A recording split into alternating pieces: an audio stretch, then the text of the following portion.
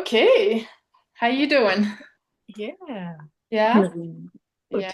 Yeah. You look Yeah. good, you know? Thank Mm. you. Mm-hmm. It's autumn and Yep. everything falls off the trees and it's getting colder and more time to go inwards and Mm. take a little bit more rest. I feel it myself and I heard around me that people are tired. Yes. Yeah. So Yes. I think it's a good thing to listen to that and give myself a little bit more rest. Mm-hmm. Yeah. Yeah. I'm glad you're mentioning that because as I'm tuning into that feeling of being tired, it's almost like it's universal right now. People are tired. Like the body is requiring more rest, right? And as we're like heading into the fall, and I think in particular this fall because we're I feel like we're almost at a crossroads as humanity. We're doing so well, and we have this like I heard somebody referring to it as the chrysalis, like when the larvae makes that little shell and it becomes like the mush, and then to later become the butterfly. It's almost Mhm. like we're in that mush state now, like that Ah. rest and 0 point of pure potentiality, and we're just kind of cocooning ourselves in order to then become a butterfly next year. Mm. That's beautiful. Right? When I heard that, And I was like, oh, that's exactly how I feel, yeah, you know? um, yeah, Yeah. that's a good, how do you say that? Prospect? Something Metaphor. beautiful to look Yeah. forward to. Yeah. And also, I think so important to give yourself that rest if you require it. And I Yeah. think that's a biggie. Mhm. Because can you allow yourself to give yourself all the rest that you need, or do you need to do? Yeah. Because many times, and just going from my own experience, it's almost like I put rest last. When I'm so tired that I can't do it without resting, then I rest instead of putting rest first Yeah. on your list and then putting things after that. And I think, as you said, it's important for us to start to change that. So to put rest first and then the other things. Hmm. Yeah. And it makes perfect sense to do everything that you want and need to do in a well rested state. But then again, it's also so challenging because you have all these things that you want and need to do in all those lists. So if you rush now and finish it, then finally you can ah, chill. But I was at a point that I couldn't chill anymore. Even when I finished everything that I need to finish, it was like you're in that stress state and your body's in that stress state, and it doesn't have the switch. Mm. Like, okay, now it's chill time. Doesn't work like that. For No, me at least. no. And this morning, I felt I was both tired and stressed, which Ah, is like a really not so great combination, right? Your body's like, oh, I want to rest, and your mind is going, no, but I have to, hmm, hmm. right? And what happened?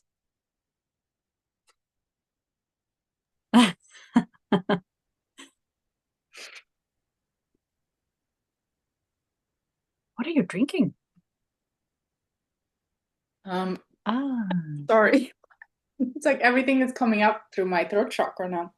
I'm hmm. drinking chai tea with oh my God. Bless you. With whipped milk and Hmm. cardamom. Hmm. Wow, It's really good. And it nice. feels very like wintry. Mm. Mm. Yeah. So I don't really drink coffee anymore. So I do other types of warm drinks, if that makes sense. Mm. Cacao and chai and matcha, things like that. Mm. Yeah. Nice. Yeah, I like it. I like it a lot better. And speaking of being tired, it allows my system to use my own energy and not like borrowed energy, Ah, which means that I know quicker when I'm tired. hmm. I know when I need to rest because I'm not borrowing energy from the caffeine, right? Yeah, that makes sense. Mm. Yeah. So, So how did you manage this morning when you had and the tiredness and the stress? um, I sat down to do things, but I ended up doing the things that I wasn't supposed to do because of Hmm. the stress, right? So I did other things. But then we had scheduled a play date with another couple, and we burned incense and had matcha and used a sharing stick to talk about, things that we how we're feeling right now. Ah. And so now I feel very much grounded and in my own body because we went through that exercise of, connecting with other people and myself for Yeah. a few hours, so it's really amazing. Good combination to allow yourself to rest because I could have easily worked those hours, right? Instead of doing that, Mm. but allow yourself to be social, to rest, and to share with other people. Mm. Yeah. Wow. Yeah. It's amazing that you call it a play date. Yes, we call it a play date. Mhm. Yeah. Because we do it during the day when our kids are in school. And, our instincts are saying, no, you should be working then, right? For Hmm. all four of us, right? But we prioritize this, spending time together and sharing. And the last time we did it, we had a drum circle, and that was really beautiful. And the time before that, we had a cacao ceremony. So it's like Ah. play dates for adults. Yeah. Yeah. Mm. And you're with two couples. Yes, it's me and my husband and another couple. Yeah. Mm. Wow. And And then this you is just make up like, okay, next time we're going to do. yes, yes, yeah. So next time we're gonna go to their house and we're gonna play a game and yeah, maybe have lunch together and yeah, that's how we do it. It's a beautiful way to, and I'm realizing how much I've missed that, to just play with other adults, just spend time without children, without anyone else, just, In the us being moments. there in the moment, being open hearted, being open to just see what unfolds in that moment. Mm. Mm, Wow. yeah. How did you get there? How did you came up with that? How did it?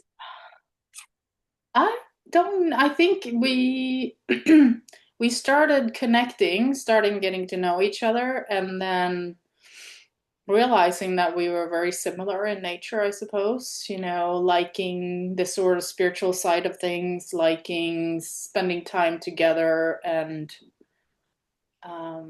developing ourselves, should I say that? Yeah. Being open, being, and then they invited us over the first time to their house, and then now we're just continuing. So we're doing play dates like every 2 or 3 weeks now. Oh, wow. Yeah, it's amazing. It's like that's what I needed. Mm. That's definitely what I needed in my life. Yeah, Yeah, I yeah, can imagine. yeah. Do you have something like that you get to just do, for you, like some practice that you do or people that you meet or yoga or whatever it can be? The first thing that popped in my mind when you asked the question was when was my baby nephew. Mm, He's 1 year old now, so when I'm connecting with him, it puts me in this play mm, state, this wonderness and curious and uh, less serious. mm, Mm, yeah, to see the things through the eyes and the mind of a child, so open and so new and so amazed. mm, But Further than that?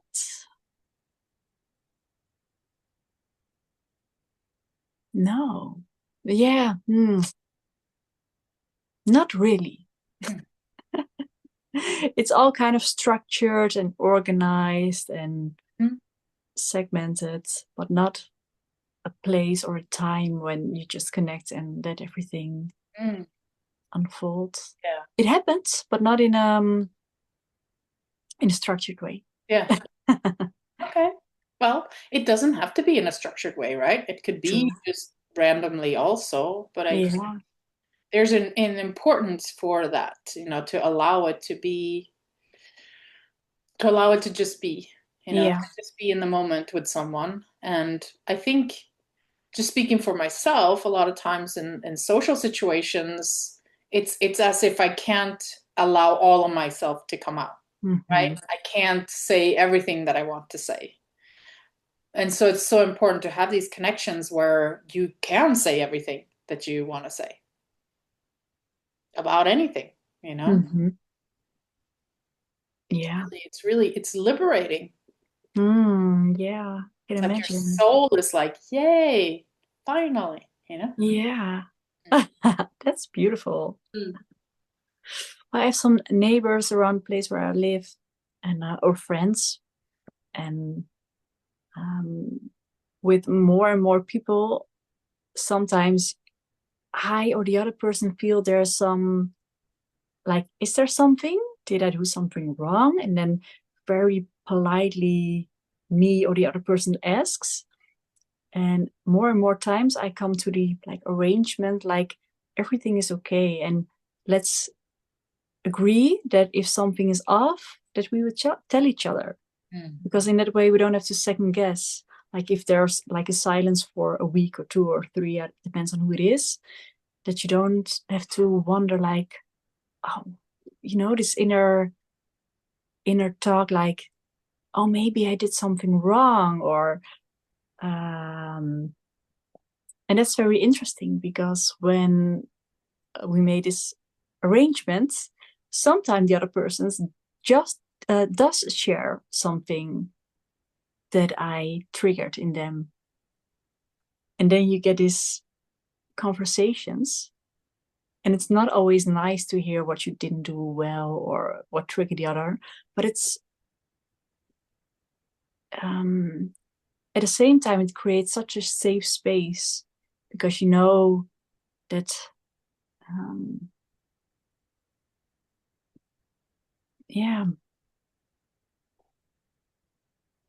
yeah, it allows space to connect and to share what's going on, and um, not always per se the nicest thing, but it does create openness and safety, and I think it's really beautiful. I really like that because, like you said, everything doesn't have to feel amazing in order for it to be really good, right?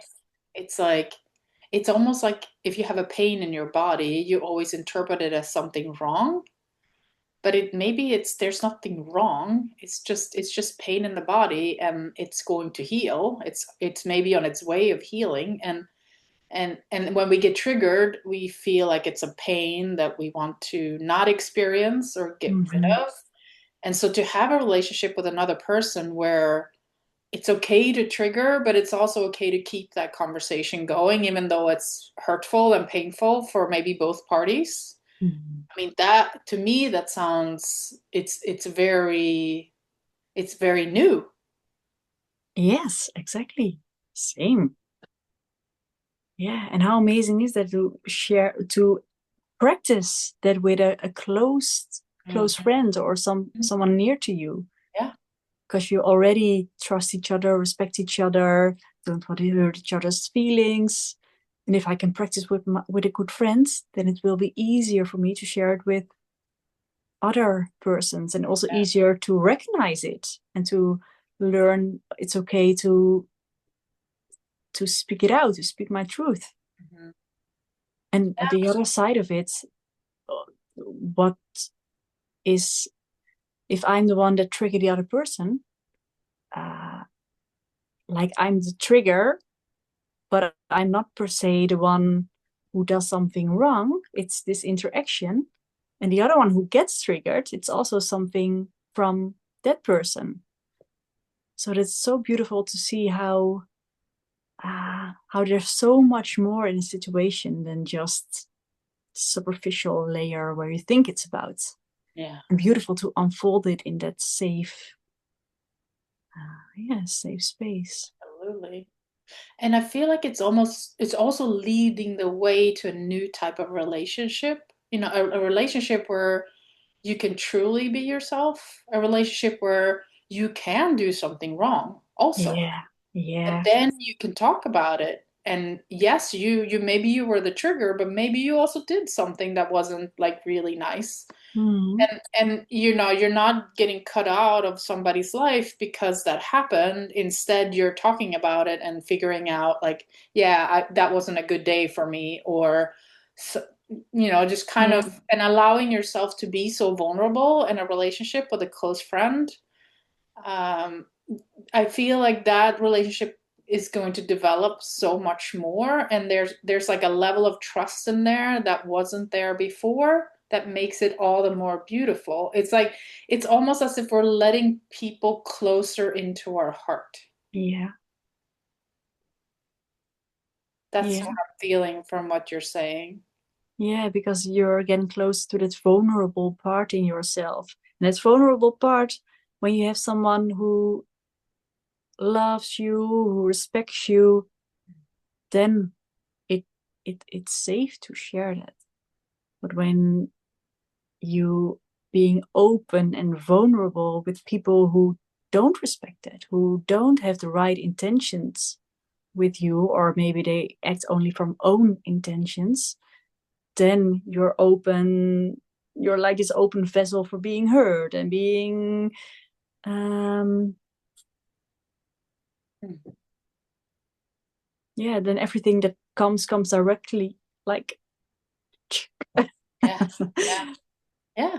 And I think eventually we'll get there where it's going to be okay for us to have our heart open, even though there are people who are going to hurt us. So where we used to like kind of close off and say, okay, you don't get to hurt me anymore. Like I'm building a wall here. mm-hmm. There's the potential for us to further open up our heart and say, the power of the love that I am is protecting me enough. So even if you say something, it's not going to affect me. It's just going to get absorbed into this light, and I'll be fine. I'm going to be okay. It's a Mm-hmm. whole nother way of being, right? Yeah, yeah. And beautiful if you can come to that, if you're in that place that you can allow it. Yeah. Because just this morning I had a talk with someone, and we both recognized that um, I'm in this place now that I can allow more and more and more. My heart's getting more open, but and that's what I truly wanted to. When I look at my younger years, like when I was younger, everything was so intense, and I was so insecure and so shy and so sensitive. Like everything that you like, it hit me directly. And then life happens, and love happens, and hurt happens, and blah, blah, blah.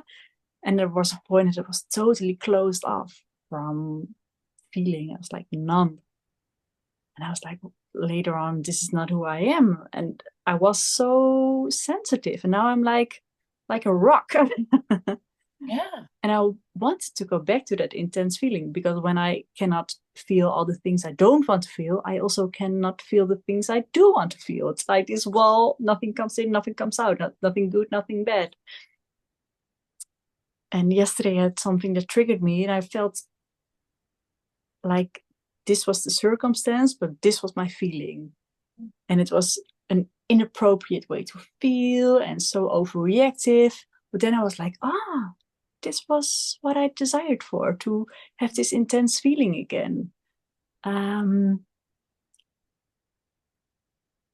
mm, and not at the same time. it's not how I want to feel. I don't want to feel frustrated or whatever it is. But I think that's the both ways, both sides of the coins. Um,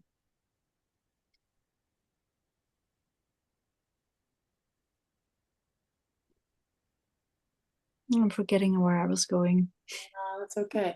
I think what you're describing is an arc of development that so many of us have gone through because as you're describing it, I can feel it being mirrored in myself. I feel myself having gone through all the steps that you're talking about, being an extremely sensitive person without knowing what that meant, not knowing like the title of an empath or all of those kind of things that I now know.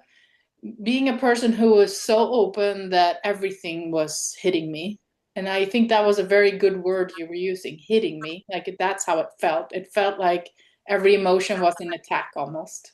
And every emotion stayed for such a long time too, right? It was just kind of like it kept on almost like circling in my body like a tumble dryer, just kept on going and going long after the event actually happened, you Yeah. know, for many years. And then there's the creation of the wall, which I think a lot of us went through as well. It's either the wall or like the hermit, you remove yourself, and you're like, you don't barely want to go outside because there's just so much overwhelm every time you do, because you're also sensing everyone else. You're not just sensing Mm. what's hitting you, you're sensing everybody else, right? And Without knowing it.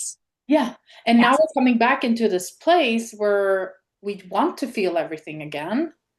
And as you were saying, I don't want to feel this, it brought something up in me that just happened the other day where a childhood wounding came up in when I was having a situation between me and my children, and they triggered it for me. And it went so deep that all of that pain came back up. All the pain of like being controlled as a child, all the pain of feeling like I'm not in control. Someone else is dictating what I am and what I'm doing and when I'm doing it and so on and so forth. And all that came up, and I was just like, I was just staying there very still with all that pain because I felt a very importance in, yeah, I don't want to feel this, but yeah, I also want to feel this, Mm. right? Mm. So it's I feel like it's so beautiful to talk about this because there's so many of us that are going through this at this very moment right now, of rediscovering ourselves, of rediscovering what it's like to truly feel both the good and the bad, so to speak, in Yeah. that coin that you were mentioning, you know? Yeah. Mm. Beautiful that you were able to stay with that feeling. Yeah. It did not feel beautiful No, at all. no. I wanted to run away, right? Exactly. Trust me, Yeah, right? yeah. I wanted to run away. I wanted to just shove this thing down again. I did Disconnect. not want to look at it. It was a very, very difficult, deep feeling, but I stayed. Wow. Yeah. Amazing. Yeah. And I believe that that's really one of the ways that are the most potential for transforming ourselves is just to be there with that sensation, with that emotion. Yeah. But And there, yeah, go ahead. in that simpleness, just to be there with that sensation, in essence, it's very simple. But to be there and be present and don't have to do anything with it, don't have to think about it, don't have to push it away, just presence. I think that's needs some practice to Yes, being able to do that. yes, Because when I heard that the first time, like, okay, what do I have to do then? What do I have to?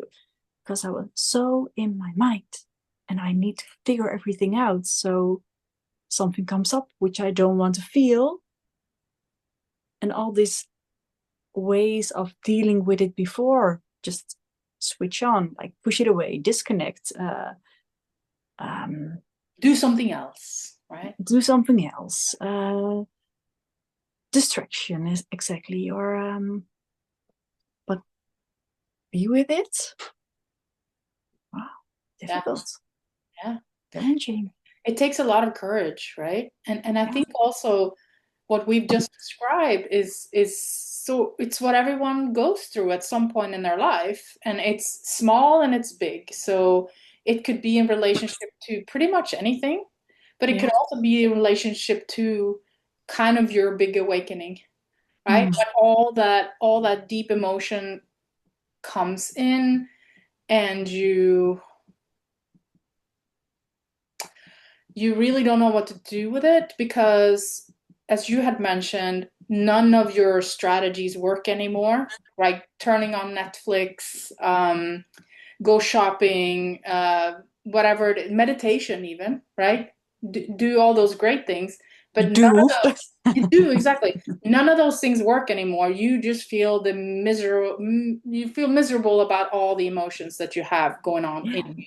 And that's kind of that's that tipping point where, and I heard somebody say beautifully, it's almost like we have to go through the suffering in order to come out on the other side.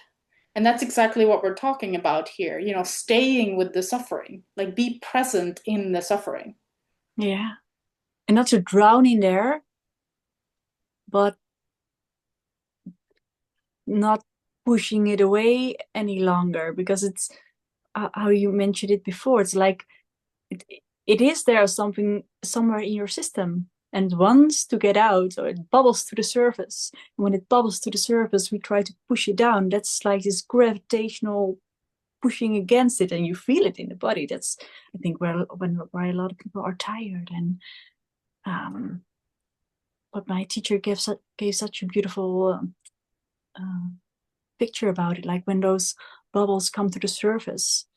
Uh, when they reach the surface, you see them splash open and then it's gone. Mm. Instead of it's come to the surface, oh, what do I have to do with it? I have judgments on it, I have opinions, oh, I should have done different, and then you self-judgment around it, and da-da-da-da. Instead of being aware of it, how you described it so beautiful, and then that little piece or big piece is let go. It has given the space that it needed. And then, not that you're done then, because there probably are many bubbles, many things that we push down.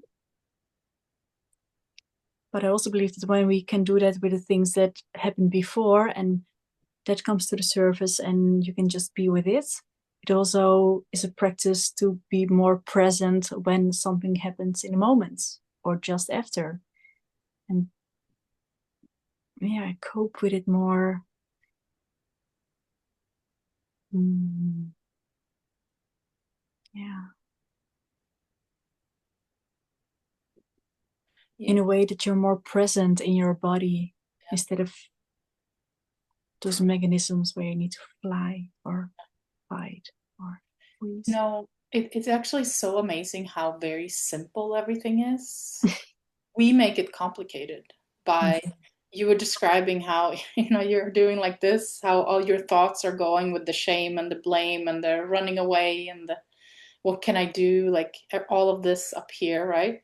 Mhm. But our mere presence with anything, with pain in our body, with emotional things that are coming up, with feelings, with thoughts, or just us being there, helps it dissolve like those bubbles on top of the water, right? It just by you watching it, it goes away on its own. You don't actually have to do anything.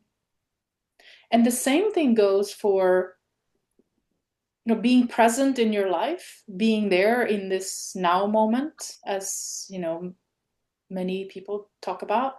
The Mhm. only thing you have to do is actually to be there and to allow that moment to happen, whether it's pain, whether it's suffering, whether it's happiness.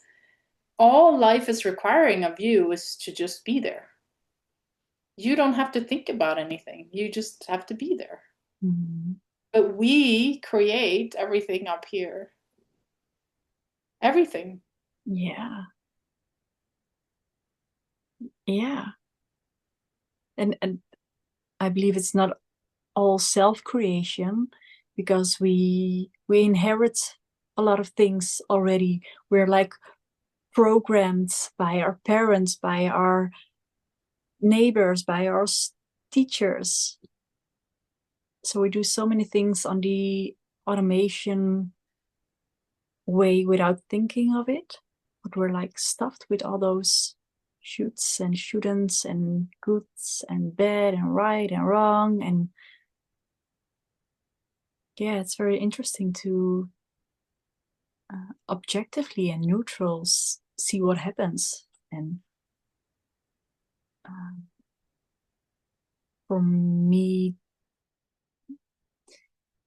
instead of, because I'm very good at self-blaming, I should have done things differently, only grabbing out of the situation how I should do it different in the future. Like, that hasn't worked for me in the way that I did it. Okay, what can I learn from the situation and do different the next time? Knowing that that's never a never ending journey, because I will always learn, I will always grow, I will always evolve, I will always become better in a way. Um, so instead of judging what's not good enough yet, turn it around in how finding out a way that serves me better and serves other people better. Yeah. Yeah. And what you just described, I feel like it's the point of the whole journey. It's simultaneously you're there the whole time and you're also getting there. Yeah. Yeah. That improving yourself or getting better or accepting, opening your heart more and so on and so forth. And at the same time, there's this aspect of us that's already there, Yeah. that's already Yeah. holding that space, that's already observing what's going on, that's already sitting in love and just watching this other aspect run around trying to figure it out. Yeah. And smiling, maybe. That's maybe why the Buddha smiles, right? Smiling at, when you're ready, you'll come back home Mm. to where we were in the beginning. Mm. I find it amusing, actually. I laugh at it sometimes. I laugh at myself sometimes because, yeah, Because. it's an interesting, intriguing journey. It's like I could see how the adventurer in us wants Mm-hmm. that hero's journey.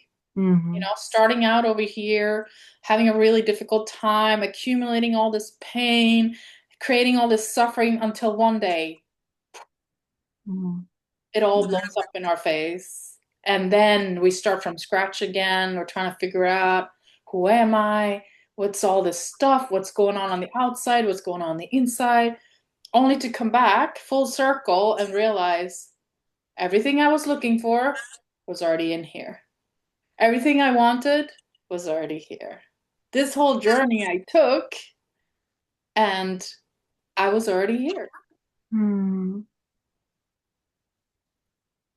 It's kind of it's like a belly laugh type of thing, no? It's like you laugh at yourself for being so confused for such a long Mm-hmm. time Yeah. and creating the suffering for yourself in your own mind, Yeah.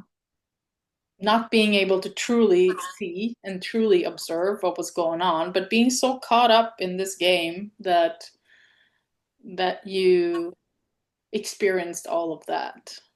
Yeah, that you needed or chose on some level to experience that. I see it as a contrast, like you know so deep down what you don't ever want anymore. And the seed of the equivalence also being born, not knowing yet what it is. It's not yet a flower, it doesn't even have, but it's that contrast. Yeah. And as you're talking about it, you can feel yourself getting excited about it, right? Yeah, In a way.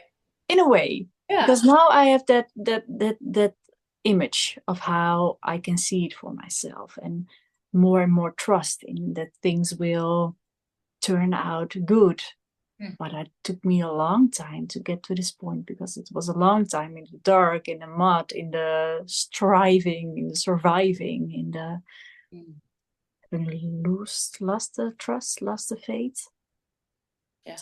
Um, and it's beautiful that you can now laugh at it. But in that moment, I took everything so serious and so heavy, and myself so serious, and I was so harsh and so critical on myself, and I should have done this different, and so much self blame and So much darkness, right? so much darkness, So much shadow and darkness and confusion, yeah, anxiety. anxiety, Yes. Yes. tension in the body, like there's no room, no space, cut up here because in here I didn't want to be because it felt so awkward. Mm. So then the mind is a good way to escape in the beginning. But I think It that's works for a while. how you start in the beginning. Like now being caught up here, you want to transition back to being in a body and being in the now and feel the good and the bad. But in uh, now I can choose more for that because I know I can handle it as well, the good and the bad, because my life and my situation is now in a way that um, that there's way more good than not good, and I Mhm. know I can carry myself in it and through it. And back then I didn't. I I was like trying to keep my head above water, but Yeah. no navigation, no, yeah, lost. I think lost, Very lost. very Yes. lost. Yeah. I recognize that as a feeling as well. Extremely lost. Looking everywhere to try to figure out how to get out of the mess, but really looking everywhere except to myself. Looking at, how can I change things out here? How can I get a better job? How can I get a boyfriend? How can I get, something that's going to improve how I feel in here Mhm. without looking inside and realizing that, oh, it's in here that I have to make the difference first in order for the outside to change. But I think what you're describing, a certain level of dissolution, when you come to that point where you're it's almost No like matter what I do, nothing works. yes, and also looking out at the world, you see that everything is upside down in the world. You start to realize that wait a minute, I believed in this, but that's not necessarily true. And look at what we're doing as humanity. Look at what we're doing to, Mother Earth, and like kind of that grief, to go through that grief of look how black and dark everything is, right? Mm. That is almost a prerequisite for us to then turn the corner and create something different. It's almost like we have to come to like ram ourselves into a wall. There's Yeah, nowhere to sometimes, escape yeah. now. There's nowhere else to look. You cannot push anything further because you have reached your limit. So the only way further is to turn inwards, just like you said, Yes. and discover all kind of things in there, which is unique for you, unique for me. Yeah. When you said about the darkness and the black, I remembered I had a session where you go into the subconscious, and the image that I get was that everything that I touched was like going black, and like this when something is burned, like everything I touch is like I it went black, and it's oh, that was the image. But then I came through all these kinds of insight, like, oh, then I can just turn around and look through the to where I see color again. And um yeah, uh but the that everything that I saw and witnessed and touched, that it became black, was my world of how I saw my worldview of myself somehow. That that I couldn't do anything right, that I turned everything into darkness. And um, because that was my reality at the moment. Mm. And to become aware that you have choice in it. Like if everything is black there, then where do I see the light again? And go in the direction that just feels a little bit lighter, just feels a little bit brighter. And um, in that journey of discovering the self, there are so many insights and so many life lessons and learnings, um, which feel more true than the thing that you're stuck in when you're stuck in there. Yes. So it's a beautiful way of unfolding.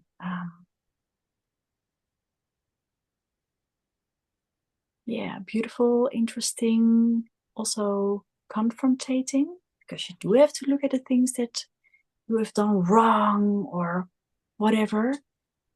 But it's the only way that you're able to change it.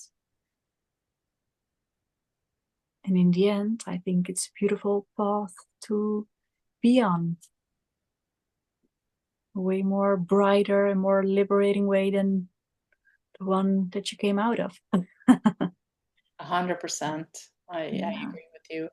I think one thought that I'm having is to just because you described it so beautifully, but sometimes when you're in that yourself, and I just, as you were talking, I was remembering the feeling that I had myself when I heard from other sources that I needed to go inward.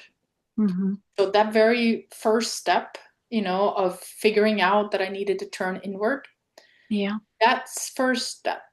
If we can just linger there for a while, because that first step was very difficult for me. When I heard spiritual teachers say, everything is within you, Mm-hmm. love is within you, abundance is within you, um, the trust for the world is within you.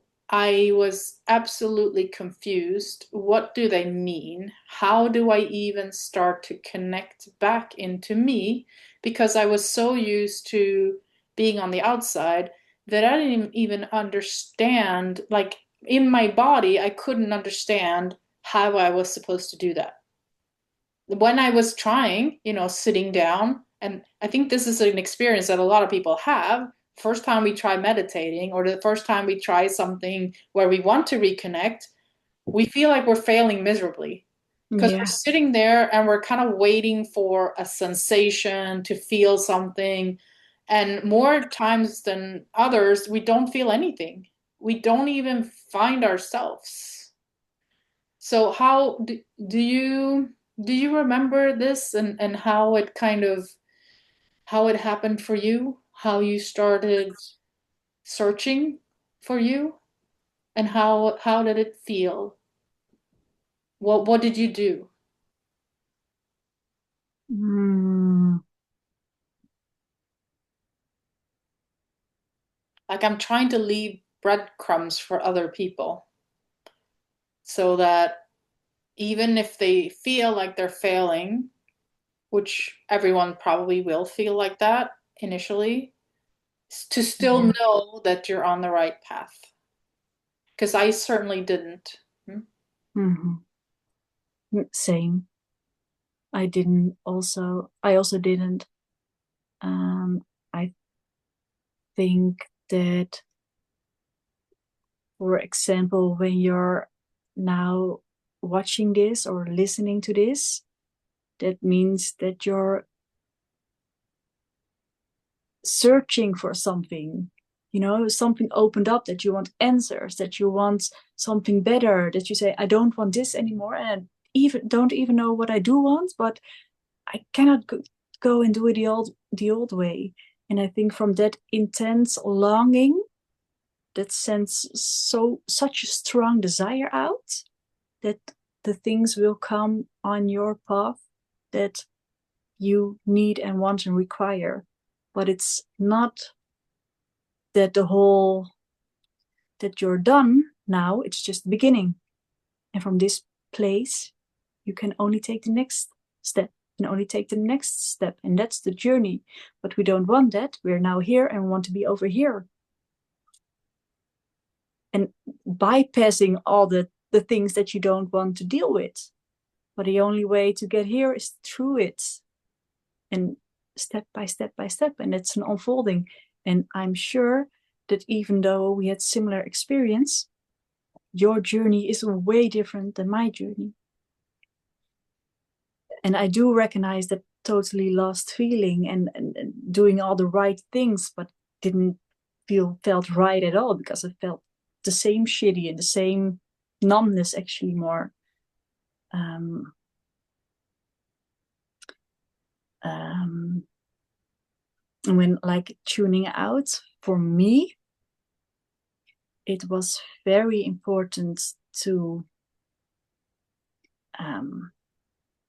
first literally be in a safe space where I can relax, where I can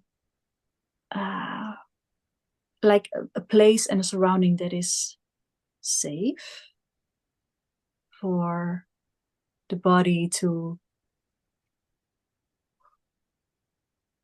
relax, like the physical safety. But when I was in there for quite a while, not that I was in, it's more yeah, how do you say it? The next step was to recognize subconsciously that I was in a good space. Because even though I always remember we had an how do you say reclame, advertisement on television from the war, that you can take a child out of the war, but you cannot take the war out of a child. Like you can be physically in a safe space, but then it's to get the unsafe feeling that you've built up in your system out of your body. And that, yeah, I think that's different for everyone, how to get to that point. And I think that's a lot of somatic work and nervous system regulation, where you constantly, yeah, where at a moment you realize, okay, I'm good now, I'm safe now. And from the base level of safety, then things can change. But if you have to survive in your survival mode, it's very hard to do internal stuff, because it's not literally not safe to rest and go inward, because the body feels unsafe. So in unsafe times, it's physically impossible to turn inwards, because to go inwards, you need a sense of surrender to the moment and put your attention out of everything over here to go inwards. But how to do that when there's unsafety here? And that's something I had, yeah, that I found very, that was my first big major step, I guess, if it makes sense. It absolutely makes sense. Yeah, I understand. And I think there's so many different ways to do it. But as you said, creating a safe space where you allow yourself to do it is very important. And what was coming through my body and my mind was different things that were very helpful for me. So, one of the first things that I started doing to kind of anchor into, it's almost as if you're going in both directions at the same time. You're going inwards and you're going outwards at the same time. So I started observing my own thoughts. I think I had read the Eckhart Tolle book in The Power of Now, and I realized that there was an observer, and I started watching my own thoughts, which means that I was both saying that I am the person watching the thoughts, I am the person thinking the thoughts, I am the thoughts, and I'm also the body that is somehow connected to the thoughts, right? Mhm. So becoming that observer, it's actually quite easy. Like we always do it, we're just not aware of it. But just to watch your own thoughts from like a zoomed out perspective is super helpful because it detaches you so that you can then start to look inward, Mm. who you truly are. And a really good way of doing it that I've just learned lately, I used to just observe my thoughts, but now I just learned a method that's called alienism because in French, il is it, you know. So you would sit down and you would write, Petra is having a difficult day. She's not sure what to do. So you write about yourself in third person. And then you start to get this distance that helps you to realize, oh, But my you would, thoughts. I would write Petra is having a bad day. You would write, I would write Marie is having yeah, a bad day. yeah. Yes. And then you start to see that your emotions and your thoughts, they come and they go, right? It's like watching ebbs and flows of the water. That was really helpful for me. What another thing that was really helpful for me was to look inside myself for myself. Mhm. So you sit down in meditation and you start to search, in my case, start to search where Marie is in your body. And what's going to happen, one of the things that start to happen is you start to realize as you go into your body, there's no difference between you and the outside. Like you can't actually feel a difference. You can't feel where your skin is and where the Mhm. outside is or where the Mhm. inside is. Mhm. You also can't find Marie anywhere. Mhm. So those practices are super helpful because they allow you to realize who you truly are, right? And Yeah. then starting to, in order to anchor into your body, I would say breath work is super helpful because it's from the outside to the inside and you can ground yourself like that, realizing that you are in here, even though you're not in here, like as I just said. So it's like, it's going inward and outward at the same time, realizing that you are divinity and universe and so on and so forth at the same time as you're in your body. Mm. So for me, those practices were so helpful because they helped me detach from that thought process that was constantly telling me that I wasn't doing things right, that I should be ashamed of this, that, you know, all Yeah. of these things, and truly find the part of me that's kind of like my higher self and inside of Mhm. myself. Yeah. But these things take practice. It's not Yeah. something you can sit down and do once and be like, yeah, didn't find anything. Okay, let me go watch a movie. Or it It's didn't work. Now I am doomed. Yeah, no, it's over and over again practice. It's Yeah. tuning in every single day. It's like years of meditation. And it that's not being said to discourage anyone. It's just that's the amount of dedication that it takes in order for you to to still stay there. Does that make sense? Yeah. Yeah. And in, how do you say it, in retrospection, uh, Yes. all those that, how do you say it, that inner work that you have to do then, and everything that all the meditation you just mentioned, and all the practices, Hmm. it's a lot of work and it's a lot of self work and personal development. But if you compare that to, or I take on that journey and I work on the inside on myself, and by changing what's going on inside of me and how how and who I am, things in my outer worlds will reflect it, instead of I'll keep controlling and doing everything in here. So hopefully everything in here will be finally as I want it, so that I can, Hmm. oh no, it's the other way around. Yeah, The because way that's that you're never gonna happen, describing. right? Mm, Mm. no, You can be running your whole life trying to control the outside world, or you can stop, sit down, and focus on your inside world. yeah.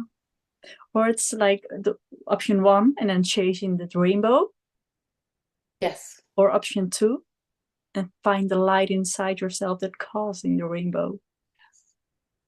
And what helped for me, first, it was for me the major thing to get a feeling of that safety. That was really my number one. And then get clarity in my mind because I was so confused, so lost, so you have all these terms of gaslighting and brainwashing. It was like chaos in here. I didn't know what was left, what right, what under or above. So finding out what happens, getting more clarity in my mind. Wasn't like stage 2, and stage 3 was, or it's not breaking loose energetically of the person I was so attached to. Because when I had my focus on the other person, I couldn't focus on me.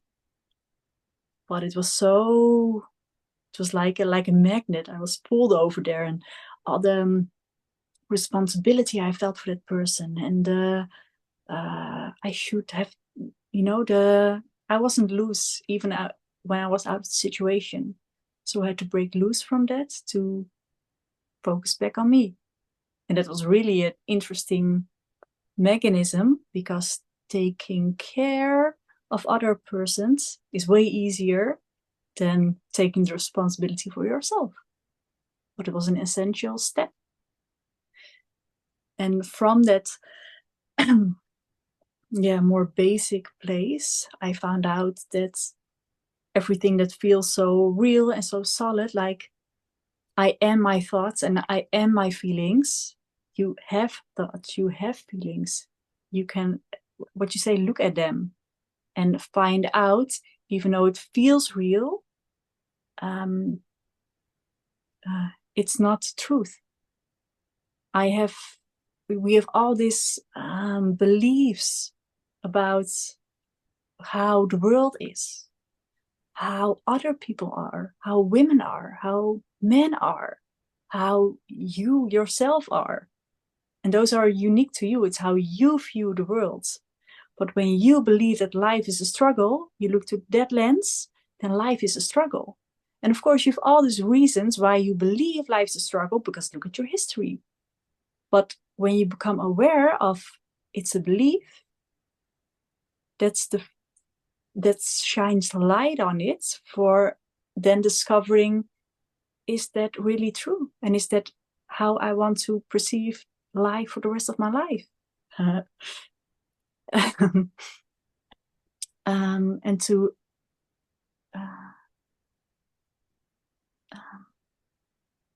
discover, to investigate those beliefs and to find better ones and to weaken the ones that are not in your favor and start cultivating ones that does fit how you want to experience life, because it's very shapeable. Is that a word?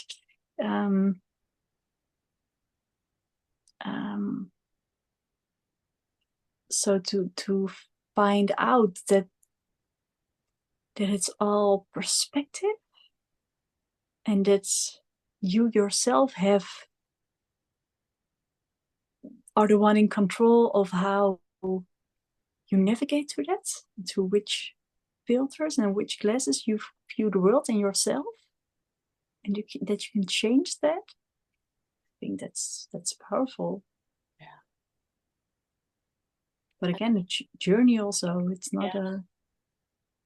You described that in such a beautiful way, because I think we've heard those phrases so many times that everyone has their own reality, and that reality is way more malleable than we think, and that it all starts from within, right? It's that's we hear that over and over again, but the way that you described it now, it brings about another kind of touch to it. I thank you for that because it truly is that way. It's we so firmly believe that the reflection that we're getting from the outside is the reflection that everyone is living in. But it's not. It's only one person, and it's you who are living in your reality. And that reality has certain rules, and it's based upon the rules that you gave it.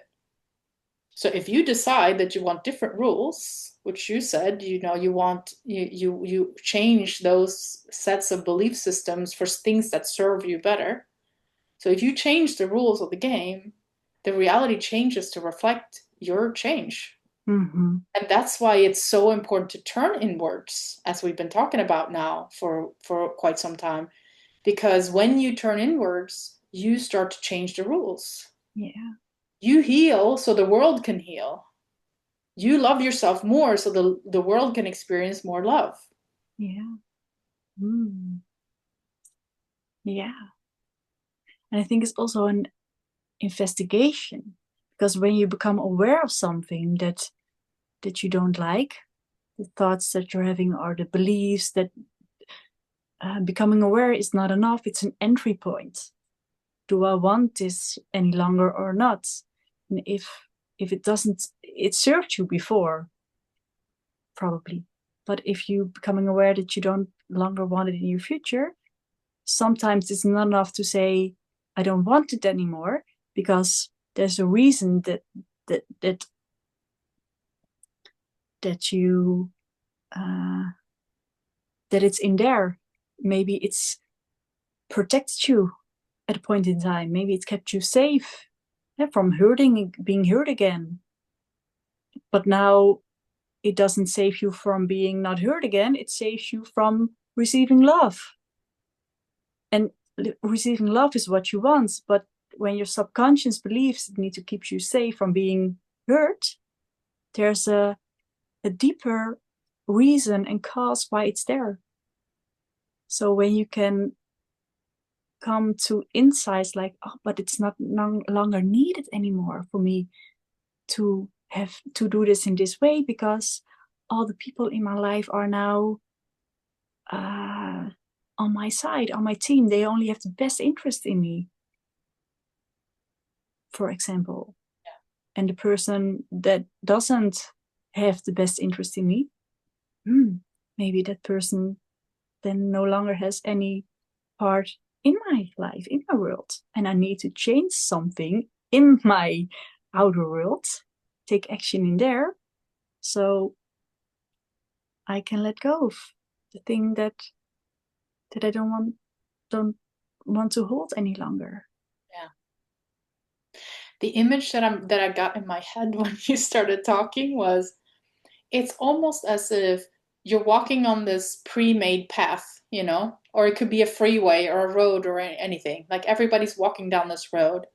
But then you have your awakening moments and you start to see things differently. It's you're turning to the right and there's a jungle there. So now you become the Indiana Jones of your own life, the investigation that you need to do. So now instead of just walking along this path, you need to bring like a backpack of stuff with like water and maybe like a machete and all Mm. these things because now you're going on your true adventure. Yeah. So you might start out being Indiana Jones and you're like, okay, everything's done. Like, I don't want this anymore. But that doesn't mean you just started your journey, is what Exactly. you're saying, Yeah. right? You just started hacking away at your path in that jungle, and you can expect to be hacking away for a while because now you're making your own path. You're Yeah. you're Really. rewriting your Really. your own story, and that kind of that jungle part is when it can get a little dark. You're alone, all of your other friends they fall away, maybe you break up from your relationship. Perhaps no one's next to you because they're not walking on this journey at the same time you are, so you're just hacking away in there, and then eventually you'll get to a space where you start to see other people. You're gonna be like, oh, you're in here too. Oh, that's Wow. cool. You Yeah. built a camp Oh. here? Oh, maybe I can join. Yeah. And so that jungle part is kind of your dark night of the soul. You're alone, it's difficult, you're still stuck even though you don't want to be. you have to look at all these emotions even though you don't want to. But as you go through those steps, you're finally going to find a clearing. There's going to be other people there, and you're now starting your healing journey with other people. Yeah. That's kind of the image that I got when you And were. the jungle keep existing because it's never done. The awakening that you describe when you have your awakening moment, Yes, it's just the beginning because you have yes, so many more awakenings. But in every awakening, you find out what you don't longer want anymore, what doesn't longer serves anymore, what doesn't any longer hold any fits in your world. Um, and there's power in that because in that discovery, in that awakening, you find out that it is malleable and you do have a voice in there. You do have um, power in it and choice because you can choose in each and every moment. Do I do it the old way? The mhm, old subconscious, I don't believe I can do anything about it way? yeah, Or do I make one tiny different choice that changes the course and do that again and again and again? And then suddenly you're at a place where life's good again because you made it so, because you let go of all the things step by step that didn't longer served you or that hold you down. yeah.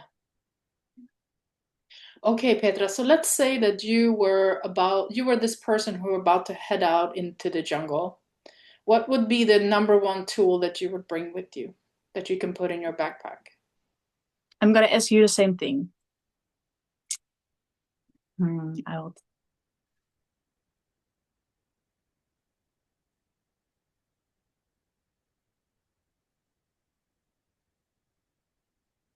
Hmm.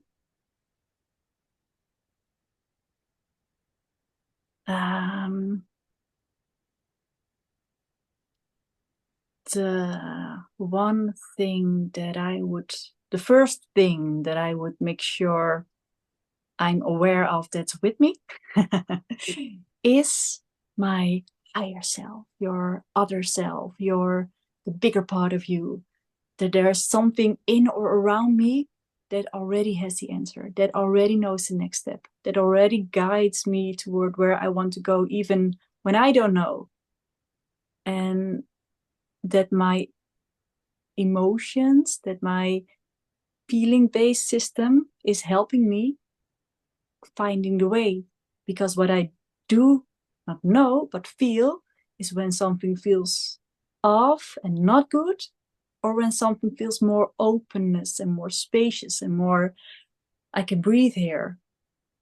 And the more I'm aware of this tool in my backpack, the more I can feel the subtle nuances.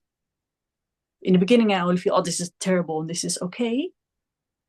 But then you get more adjusted to it.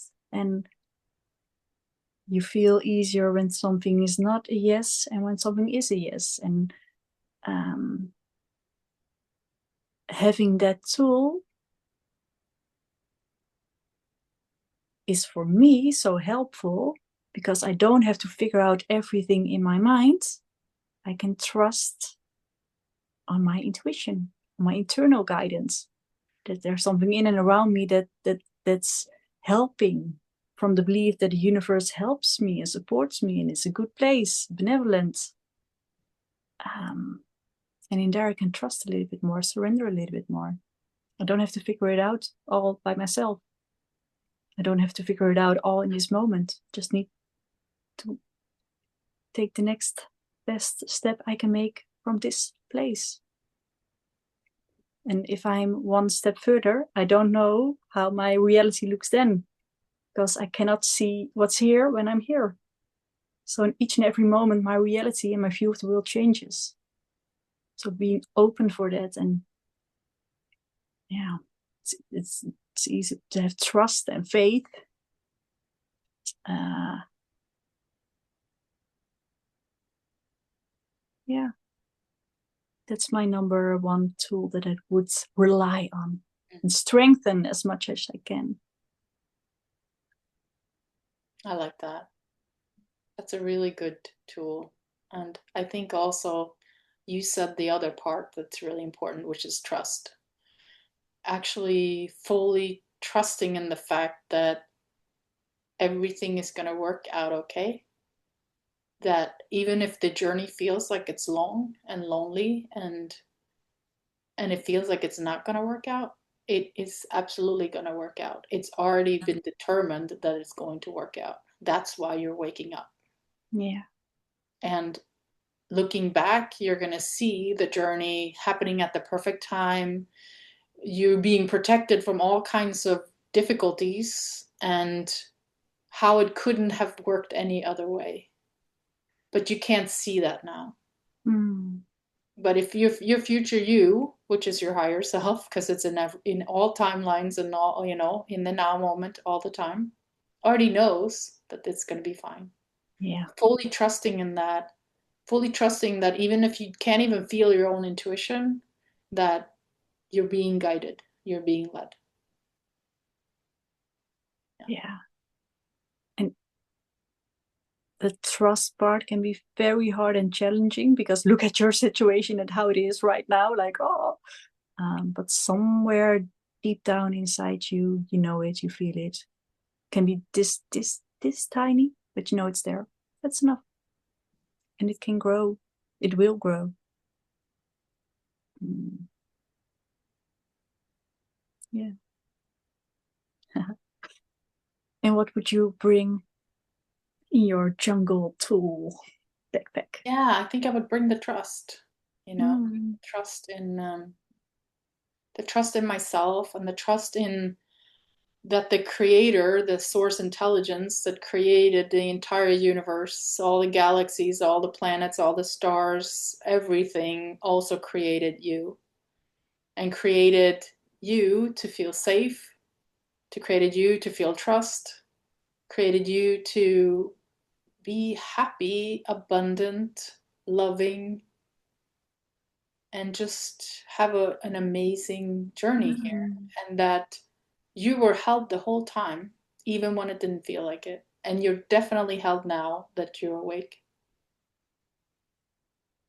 because it's almost like you're being called to walk this journey. And if you're being called, it means that you're also being held, even if it doesn't feel like it. And you and I are not, uh, we're not, we're ordinary people. If you and I have been through this process and made a certain part of that journey, other people can too. yeah. There's nothing special about me. Everyone has their own journey, their own awakening Yeah, journey of how life evolves, their own timings, their own people, their own situations, their own challenges. yeah. At what moment or where did you find that tool of trust? How can somebody who hasn't that who wants that in their tool belt? What how can they cultivate it, or where can they mm, know it exists Yeah. or I feel strengthen like it? I feel like you start with the small things, Mm-hmm. just because our mind has to keep up on this journey also. So you start with the small things, like trusting your intuition about something. Like something that you would normally, maybe you're in the grocery store and you're only looking for three items, but for whatever reason, your intuition is telling you, I'll go down this aisle also. Or your eye catches something. And you're thinking to yourself, but I don't need that. Mm-hmm. And if you instead stay and you pay attention and you pick up that item and you buy it, then you're going to realize when you get home that you did need that. Maybe you ran out of sugar and you did need sugar because later on that evening, your friend came over and you guys wanted to bake something. Mm-hmm. And then you keep that moment in your mind and you say, wait a minute, when I trusted that very simple moment, something beautiful happened. And then you do it over and over again every single day. And you, each time you thank your higher self, thank you for showing me the way, right? Thank you for allowing me to see. Mm-hmm. And then you do it with another thing. Like somebody tells you something, hey, do you want to go along with this thing? Maybe you're not feeling like it. You say yes, because your guidance is telling you you should say yes. And then you go along to that thing and you might meet another person that you start up a conversation with.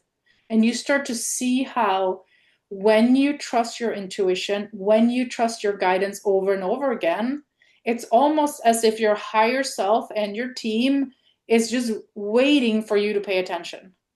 And once you start to pay attention, they start throwing things at you like there's no tomorrow. It's in Mm, every single thing, there'll be like, you'll start to see 1111, right? You'll start to see numbers, you'll start to see feathers, you'll start to see colors. You'll start to realize that when you hear a song on the radio, it's actually meant for you mm, because there's something in there that, oh, right, okay. So the more that you're open to that guidance, which can come from anywhere, it can come from the conversation you and I are having today.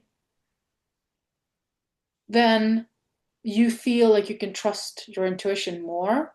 yeah. You build upon that. Mm, Eventually, you're going to be able to have like life-changing decisions based on your intuition. yeah. So that's what I would suggest. Do it as like a step ladder, Yeah. and do it as much as you can every day, every day. And you'll forget. You'll be go weeks without realizing that you haven't paid attention to your intuition. Mm, Then one day you'll pay attention again, and you'll see the beauty that unfolds. mm. Wow. That would be my tip.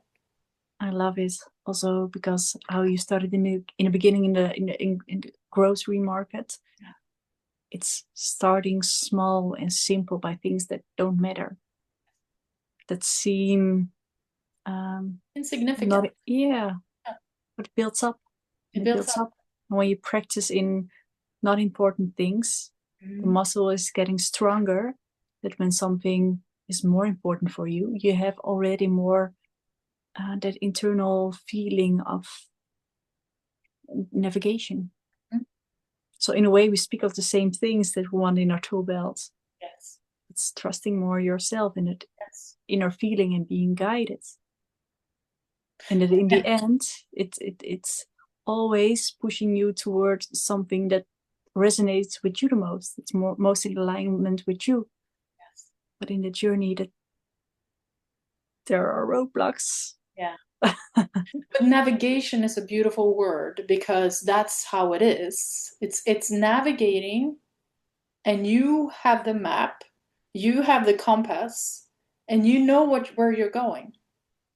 You just At have least the higher part, the bigger part of you. Maybe you don't, but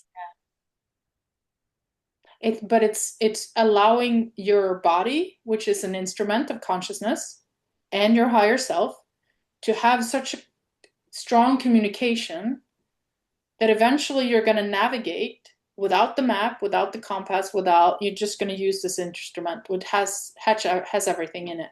mm, yeah. It knows where to go. It knows what to do. It's just reconnecting, plugging that in again, making that connection stronger and practicing over and over and over again. And then I would say being very grateful afterwards, Mm, thanking yourself, thanking your higher self for bringing you on this path, yeah. acknowledging that it's not just you steering your life, Sorry, acknowledging. acknowledging that you're not the one in control always. There is something There's bigger. something bigger. Because in the end, you are in control, Sure. I think. It depends on which part of you we're talking about, right? Yeah. Yeah.